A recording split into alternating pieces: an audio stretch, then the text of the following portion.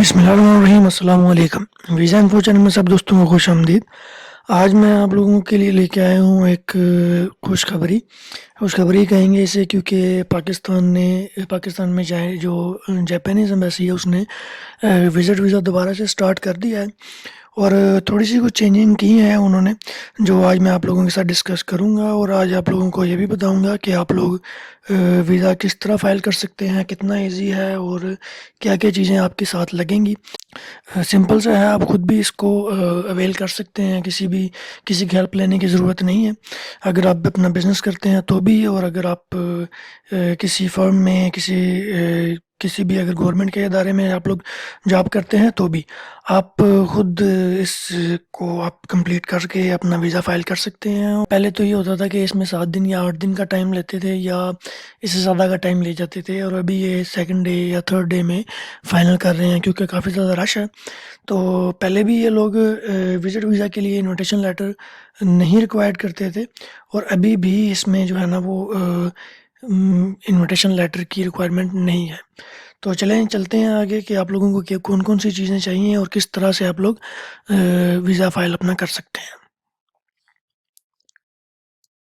ये हम लोग आ चुके हैं इनकी वेबसाइट पे।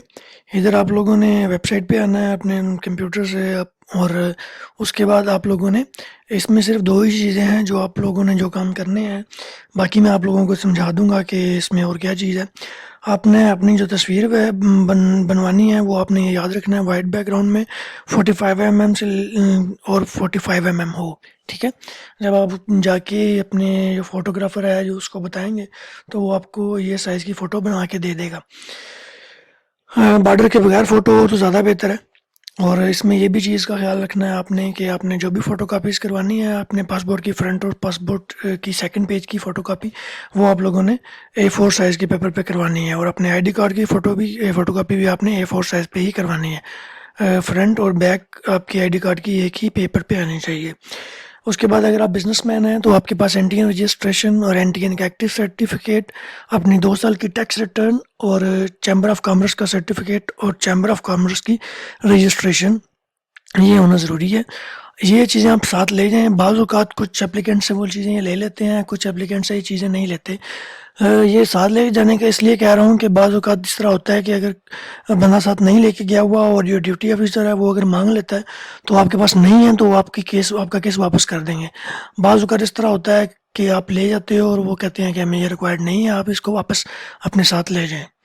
तो बाकी इसमें सिंपल से स्टेप्स हैं वो आपको बता देते हैं। ये आपका पहला लिंक है जिसमें आपका वीज़ा फॉर्म है, वो आपने सिंपली इसको डाउनलोड कर लेना है, या इधर से ही आप इसको फिल आउट करके प्रिंट आउट ले सकते हैं। इसका आपने केयरफुली आपने इसको फिल आउट करना है। सिंपली से 2 पेजेस का ये वीज़ा फॉर्म है, आपने फिल आउट करके इसको प्रिंट आउट लेके इसको जो है ना अपने सिग्नेचर कर लेने हैं आपने। और उसके बाद आपने, अगर आपको समझ ना आए कि आपने किस तरह फ़िल करना है, तो ये इसका सैंपल भी इधर दिया हुआ है।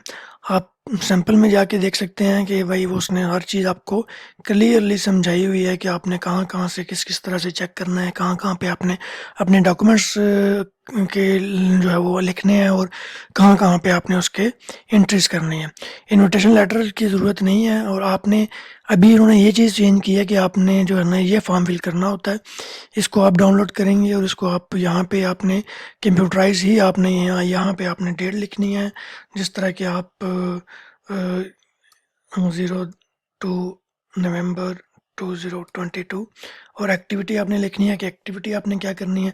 अब एक्टिविटी देखने के लिए आपने सिंपली गूगल में चले जाना है और आपने लिखना है टूरिस्ट प्लेस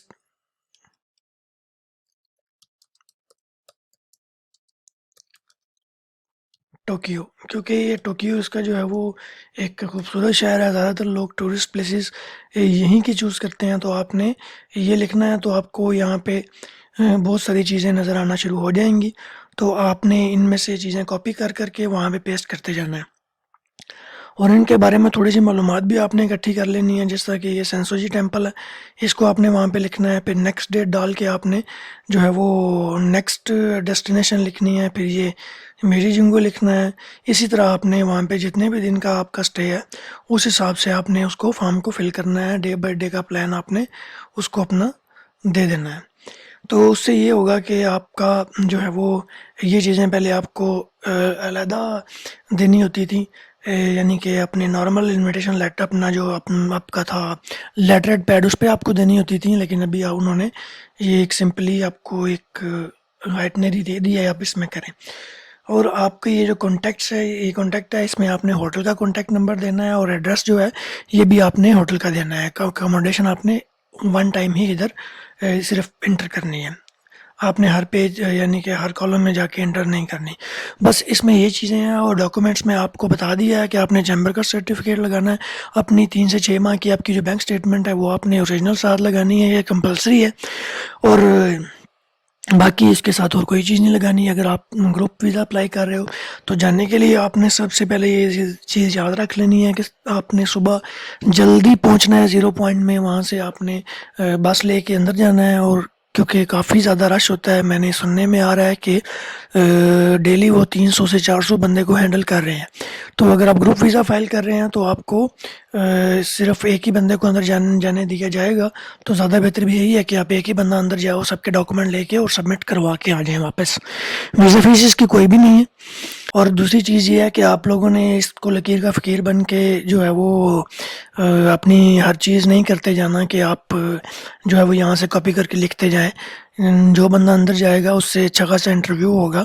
तो आपने अगर ग्रुप है तो आपने अपने सारे जो बंदे जो आपके साथ जा रहे हैं उनके नाम, वल्दियत और उनका काम के बारे में आपको पता होना चाहिए, वो क्या करते हैं, कितना मंथली अर्न कर लेते हैं, अपने बारे में भी आपको पता होना चाहिए। आपने जो लिखा है वहाँ पे कंफ्यूज नहीं होना, आपने उससे अच्छी तरह से बात करनी है और कोशिश करनी है कि अपनी जो मंथली इनकम है वो आप लाख रुपए से ऊपर ही बताएं उसको।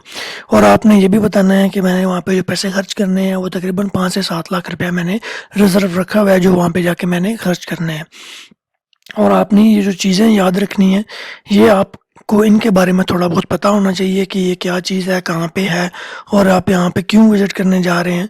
ये आपने खाली ज़ुबानी कलामी याद करके नहीं चले जाना, इसको आपने अच्छी तरह से इसके बारे में थोड़ा सा वर्कआउट कर लीजिएगा। वीज़ा इसका 110% होगा अगर आप इसके बारे में थोड़ी सी मालूमात इकट्ठी करके जाते हैं तो वीज़ा आपको 110% मिलेगा। वीज़ा फीस इसकी कोई भी नहीं है।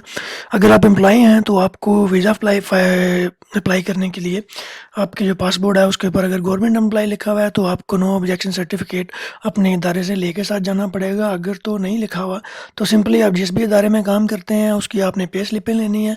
गवर्नमेंट एम्प्लॉई हैं तो भी आपने पे स्लिपें लेके जानी है, और अपनी जो सैलरी अकाउंट है उसकी बैंक स्टेटमेंट और अपना जो सेविंग अकाउंट है उसकी बैंक स्टेटमेंट आपने लेके जानी है। तो अगर आप प्राइवेट जॉब करते हैं तो आपने नो ऑब्जेक्शन सर्टिफिकेट के साथ आपने एक्स पाकिस्तान लीव भी यानी कि एक अपना एक लेटर अपना जो नो ऑब्जेक्शन सर्टिफिकेट है उसमें भी अगर आप लिखवा लेंगे कि ये बंदा हमारे पास जॉब करता है और 7 दिन या 8 दिन के विजिट के लिए ये जापान जाना चाहता है तो हमें इस पे कोई इतराज़ नहीं है। तो जब ये वापस आएगा तो इसकी जॉब इसके पास अवेलेबल होगी।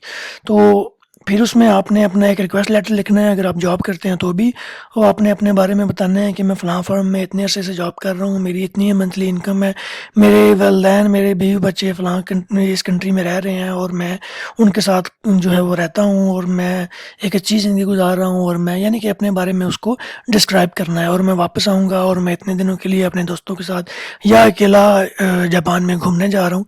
अगर आप बिजनेसमैन हैं तो भी अपने बारे में बताना है कि मेरा ये नाम है, मेरा इस जगह से इस नाम से बिज़नेस है और मैं इतने अरसे से बिज़नेस कर रहा हूँ और मैं जापान में इस इंट्रैक्शन से जा रहा हूँ और मैं जो है वो इतने दिनों बाद अपने कंट्री में वापस आके अपने बिज़नेस को दोबारा ज्वाइन करूँगा।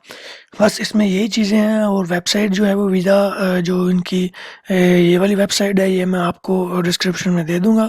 अदरवाइज़ इसके अलावा कोई भी और सवाल हो इसके मुतल्लिक़ तो आप मुझसे रब्ता कर सकते हैं व्हाट्सएप पे किसी भी टाइम। तो इंशाल्लाह अज़ीज़ पूरी कोशिश करूँगा कि जो भी आपके सवाल हों उनके आपको जवाब दिए जाएँ। वीडियो देखने का और दूसरों के साथ शेयर करने का बहुत शुक्रिया। अल्लाह हाफ़िज़।